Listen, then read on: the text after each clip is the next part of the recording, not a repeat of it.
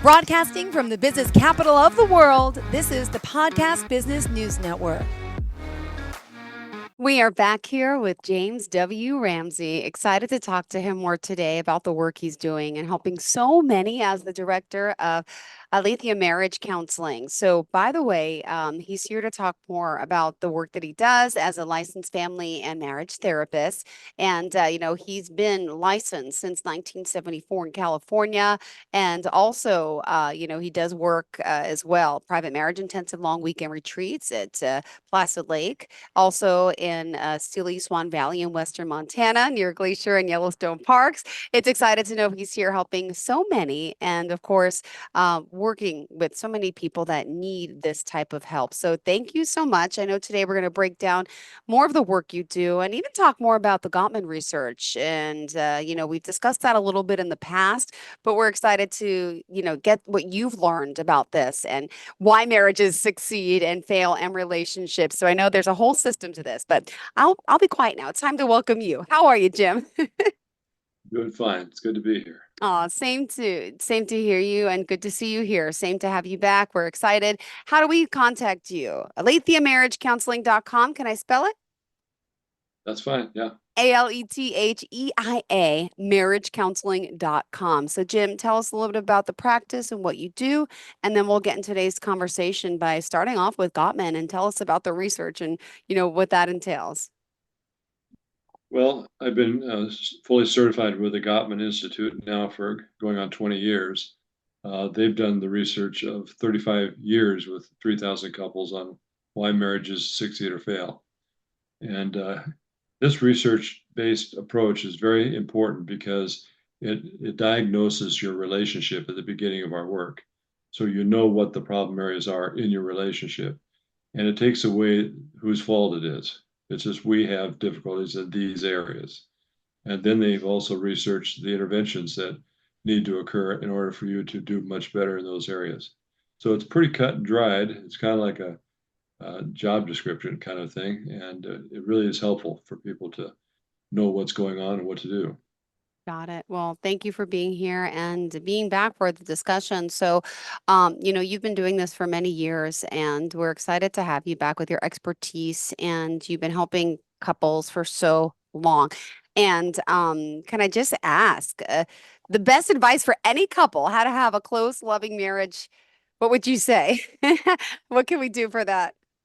Well, generally, people start well, they're Mm-hmm. attracted to each other. Unfortunately, sometimes in the culture now, they get into the physical aspect almost immediately, and that could be a mistake. You want to Mm-hmm. get to know each other. You want to spend time talking and laughing and sharing about your experiences, your family and your parents, and school and so forth and so on. So you get a real feeling for this person. The biggest thing is to feel like you can talk and laugh and feel connected, feel Yeah. comfortable with each other. And the research shows that the biggest thing that involves a good marriage is a really good friendship. That's the center of your marriage. And then the level of connection is the foundation of everything in a marriage.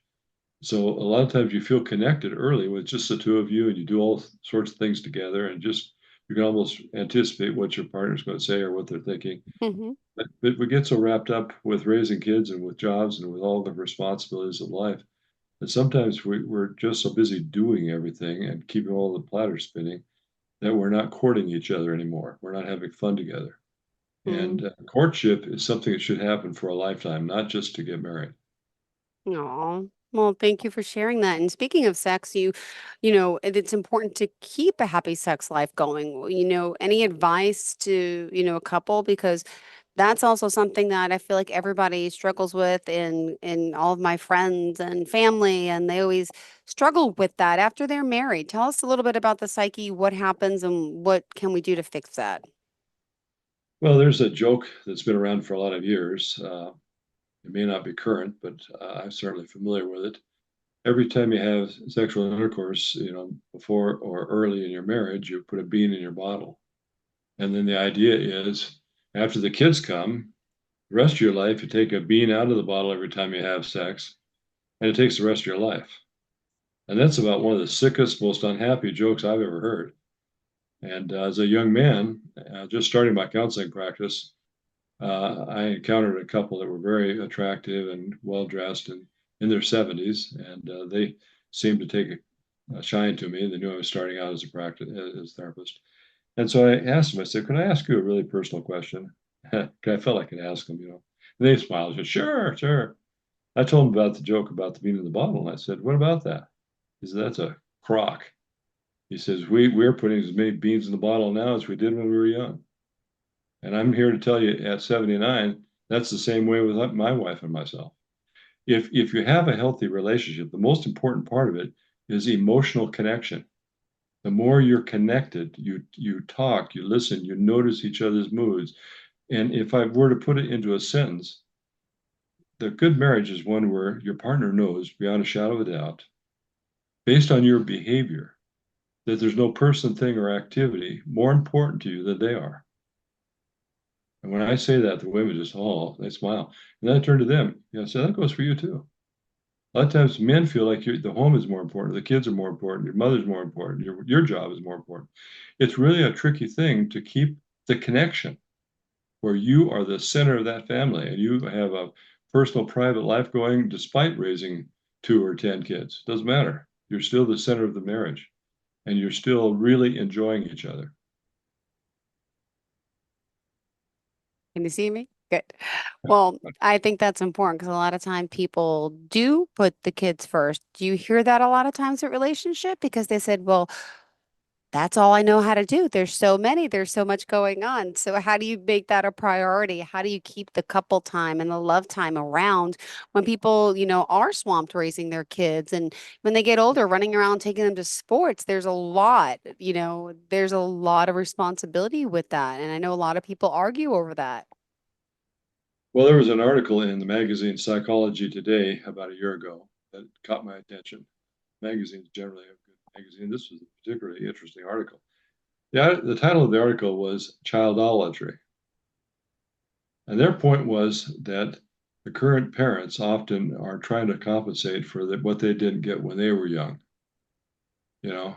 And so they're constantly taking kids here and there and everywhere, every club sport known to man. You know, they drive them to Las Vegas and New York and whatever, fly them all over the world to these club sports, you know. And frankly, they're not even having dinner together in the evenings with their kids. Mm-hmm. Only 17% of couples actually sit down with their children and watch and have dinner without watching TV. Yeah, it's only 30 some percent that even sit down at the table. Yeah. And they're walking around eating their food, going in their room to eat their food, watching TV in the family room. They're not spending time talking to each other. So Ah. when you realize we're not even having dinner with our kids because they got to do all these sports, they got Mm-hmm. to do cheerleading and they got to do football and baseball and tennis, da da da da da. It's time to really have some meetings as a couple and decide who are we and what are we about and what kind of family are we raising and make some decisions, discuss things with kids. You're not the boss of the kids. Mm-hmm. You're their best friends, and you talk to them about there's sports like skiing that we can do together. There's things like golf and tennis we can play. You don't have to if you're not going to be an NFL quarterback. It's not the most important thing in the world to play football. Yeah. So anyway, I got a little bit of a thing about that because it really can destroy families. The kids are almost like, if you don't take us to Disneyland, we're going to leave the family. Right. Ah. They're entitled, they feel like they're entitled. Well, the best way to handle that is you tell the kids, we are going to Disneyland and we're bringing you along. You know, we're not taking you to Disneyland. You know what I mean? You don't have to Mm-hmm. say it that way, but you got to understand your family's got to be a healthy family, and children have to know and love and respect you and admire you and envy you. They want to have a marriage like yours. Yeah. You know, boy, that's not very common. Nope. Oh my goodness. Well, especially this day and age, and there's a high divorce rate, and a lot of couples are not married and wed when they do have children. Things are also different. And speaking of differences, what would you say the most common differences between husbands and wives that tend to really cause relational issues? Well, first of all, we are created to be complementary. Men have different aspects of their nature and their body that equips them to be able to do their role. For example, men are not having to feel all the emotions all the time because they need to be able to be activated and do things that need to be done in split moment. Wives, on the other hand, women are geared to by the brain. The both hemispheres of the brain are connected by the corpus callosum. That makes them so they can multitask. It also puts them on high alert with children and Mm. with danger. They're the ones that notice if something's wrong or going to be wrong. Then they alert the Yeah. husband. He's able to do something about it. But Mm-hmm. so this is a blessing and a curse because Yeah. the tendency we have is that we are very much into who we are and what we need and how we cope and how we feel. And we think if the other person isn't doing it that way, then they're wrong. And so men think women are too emotional, for example. Mm-hmm. It's making a big deal out of everything. You're always upset about something, what's your problem? Why are you so emotional? And women, on the other hand, say, you don't care because you don't feel, you don't care how I feel, you don't identify, you don't connect. See, with women, emotionality is really important in the area of connecting because emotionality has to do with reading people Yep. and sensing things and noticing that she's tired or she's preoccupied or she's hurt and ask about it. The average man doesn't even see it hardly. And then they feel like I'm not even seen. My husband doesn't even see me. I hear that Yep. a lot. And so once you understand that you're like magnets, if you're turned the Mm. right way, you go together. If you're turned the wrong way, you can't put them together. And so we're conflicting or we're complementing. When we see our differences as Yep. something that's good and we honor our differences, we respect our Um, differences, we value our differences, we're thankful for our differences. That makes it so that we really work well together. But if we're annoyed by our differences and angered by it or made upset by it, yeah. and if you have the wrong expectations. Somebody told you that the way to get somewhere with a man is get in his face. Well, the woman that came up with that idea is probably not married. Mm-mm. That's not a good way to relate to a man. You don't get in his face. You be a loving wife and you be a happy woman. And the way you get happy is by letting him know what you need so he can give it to you because he wants to make you happy. Every No. man that loves a woman wants to do things to make her happy. But if she's always on his case and always emotional, he feels like a failure. Pretty soon he starts giving up. I can't make her happy. No matter what I do, she's upset. And so there's these kinds of vicious circles that are very common Yeah. and they don't need to be happening, but they don't understand. They're just doing things that's how it feels. Well, perfect then to go to the next question here. What are some behaviors that husbands and wives need to master to help build this marriage to make it a real close relationship? Okay. Well, we touched on this one time, and I told you about treating him like a dog. But Yes. with a wife, she really needs to make it clear to her husband what she needs in just a request. Honey, could we do something for Valentine's Day? We haven't done that for a while. Can we go out and do something for Valentine's Day? Or could we go to Dairy Queen? Or could we do this or that? If you want to do something, don't think that he's going to automatically know it. And don't be resentful because he didn't take you there or didn't get you roses for your Valentine's Day. He can't Mm. read your mind. So the first thing a woman needs to do is know what she needs and what she wants, and in a loving way, ask him. Yeah. And his inclination, if he loves you, is going to be sure. Yeah. What could you? I'd love to do that. And then, wow, that was so much fun tonight. I'm so glad you did that. Thank you very much. And he takes credit for it. And he feels really very good about himself because I'm a good husband. I made her happy. And you Yeah. want to let him feel successful by letting him know what you need and how to make you happy.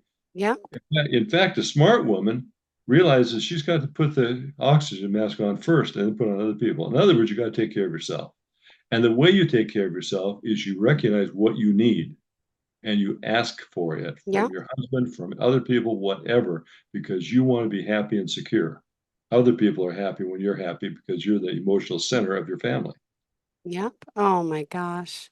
Well, I feel like, there's some really key things that we could take away because a lot of people, lose that close marriage, that close bond, and to keep connected. How do you do that? Especially people out traveling for work and, how does that work?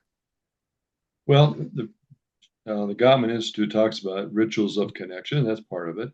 Having little rituals that you do that you connect when you leave each other, when you join each other, before you go to sleep at night, when you wake up, the different little things you do through the day. You have your own loving communication patterns. You do things like massage each other, whatever. You do little things that are special, that are your rituals. That helps. Another thing that you do is you make a point of paying attention to each other. Notice their mood. Another thing that master couples do, according to the research, is they have a tendency to have on a daily basis just a stress reducing conversation at the end of the day. Two best friends coming together at the end of the day to talk about their day. How do things go? And it's not about marital problems. It's not about finances. It's not about kids. It's just about your day. Was your Yeah. video? What happened at work? What you succeeded at, so I can brag on you. What you want to whine about, so I can feel sorry for you. We're best friends, and that is important to feel connected. This is my soulmate, and I get to be with them this evening. You take a little time, a half hour or something, sit in front of the fireplace, you sit on the deck and watch the sunset, go for a walk, go down to Dairy Queen, whatever. But you need to have a little bit of a chance to unwind with each other. And that's a ritual. Yeah. There's just different things that you do. And you set up your bedroom in a way that's private. And, you have a stereo in there, you have, nice TV. You might even have a hot tub. I put a full blown hot tub in our master bedroom with a big 8 foot wide window that we can look at the city. And when we Oh. went down to get it, they said, "You're gonna put it in your bedroom?" I said, "Yeah." Well, with that, don't you put that outside? I said, "Well, I guess most people do." Ah. We live in Montana. It gets kind of cold at night sometimes. And so anyway, they asked, well, what about the steam? I said, well, don't you have a cover that goes on there? Oh yeah. Well, okay. Well, what about when you open up? Well, can't I put a vent up over it like in the bathroom that drains out, pulls out the humidity? Yeah. Well, anyway, we put one in and it worked just fine for 20 years. Moved from that house, I put one over here. So you do things to just build your connection. You can have luxuries that don't cost a lot, just like a hot tub. It costs a lot initially, but it's a luxury you have to use every day. Yes. Oh my goodness. Well, let me ask you this. Um, you know, Also, when it comes to, we only have, gosh, 3 minutes left in the show. Did you want to talk a little bit more about key effective ways of parenting and how you do that? Because I've been in situations where not every parent parents the same, but isn't it true both parents should be on the same parenting plan? Because that's always going to cause chaos for the children. Yeah. Well, one of the things that we could do there is talk about that more in future talks. But I would say that one of the big things is you use the same skills that you learn how to use with each other, you use with your children. And one of the things is if a child is upset, you don't just kind of send him off to his room and come back when you're feeling better, because Hmm. you're upset. You go in the room with him and sit down and let him feel what he feels, let him talk about what he feels and Yeah. identify with him and kind of work through it Yeah. rather than have him sort of feel like he's got to be isolated because he's upset. Uh, Ah, yeah, I think listening to kids is a huge thing, and doing things alone with a kid is important. If you're in a blended family, work at being a friend with the new children rather than being the authority figure right off the bat. You just need to realize children are people. They need to be respected, they need to be loved, they need to be heard and interacted with in a oh my respectful way. goodness. Oh, well, thank you so much. We appreciate your time here again, Jim. Tell us how we can contact you, please. Well, as simple as calling me on the phone. I'm kind of old fashioned, You can just call Yeah. me on the phone, 406-370-3515. If you miss me, just leave a message. I'll call you back. Yes, I do have email, and I've been telling you about that. Jim Ramsey, MT, as in Montana, at gmail.com, the computer. But I like talking to people. So if you want to discuss whether or not we'd work together, let's talk and see what you'd like to do, and I'll see if Perfect. I'd be a good fit. Thank you so much. Looking forward to the next time we speak, Jim. Thank you again. And we'll look forward to our next conversation. Thank you so much. Bye bye. Are you looking for even more of the podcasts and hosts that you love? The Podcast Business News Network is proud to announce that you now have even more ways to listen live. Check out the MyTuner Radio, online radio box, and Simple Radio apps on iOS and Android, or find us online. Search for Business News Network on mytuner-radio.com or search Podcast Business News Network on streama.com and onlineradiobox.com/US. Take your podcast on the go and don't miss a minute of the action.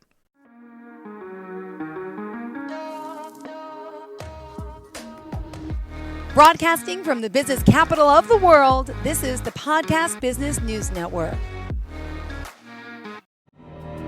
For nearly 2,000 severely injured veterans, everyday life has become filled with barriers. Day-to-day simple tasks can become pretty daunting. I have to carry my chair up 2 flights of steps or have somebody do it for me. What scares me the most is just the falling. When I'm struggling with my house, I think, to have that one great barrier just knocked down, it's crucial. Home for Our Troops is a wonderful nonprofit that builds a Mortgage-free, fully adaptive, handicap-accessible house. And there's no catch. It'll be our very first home that we've ever owned. This is a game changer. This is where your life begins again. We need you to join us in completing this important mission. Please visit hfotusa.org and help build homes and rebuild lives. Because of you, everything's going to be okay.